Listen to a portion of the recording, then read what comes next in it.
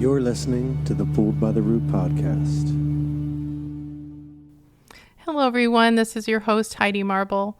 It feels like the perfect time for another solo sode, and I've decided to title this episode The Heart of the Matter. I was in high school in the 80s and I have a deep love for the Eagles. I still remember buying the Eagles' Greatest Hits 8-track tape and playing it until the tape disintegrated.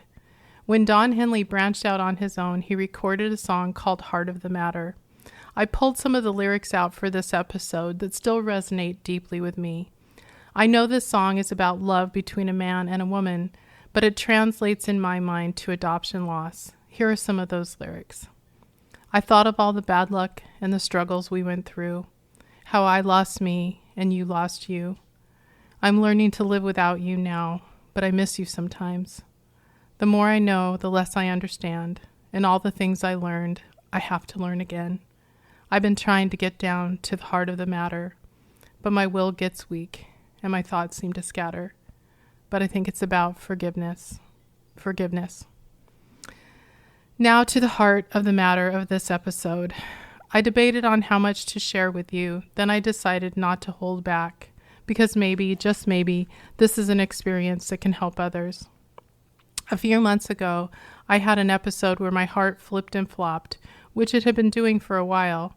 I just thought it was anxiety, depression.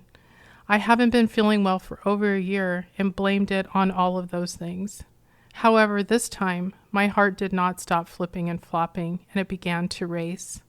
I was taken by ambulance to the ER where I had my heart shocked 3 times. I was hospitalized with AFib, a heart rhythm condition. It has been a grueling experience to adjust to the medication and this new diagnosis, so I plan to take the rest of the summer to stabilize. As with many other crises, I am asking myself, why? Why now? What is my heart trying to tell me? My personal belief is that our mind, body, and spirits are closely intertwined. Being an adopted person can create huge amounts of stress on our nervous systems.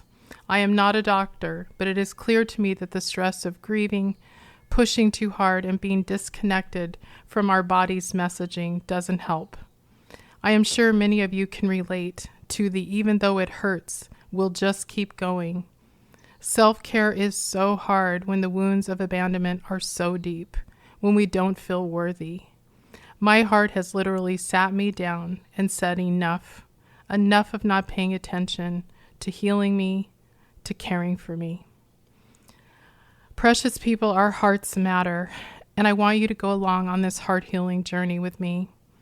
The first step I'm going to take is to take a few months off to adjust, to have more creative time for Pulled by the Root, and to continue my intensive counseling. During that time, we will release some older episodes and take a total pause in August.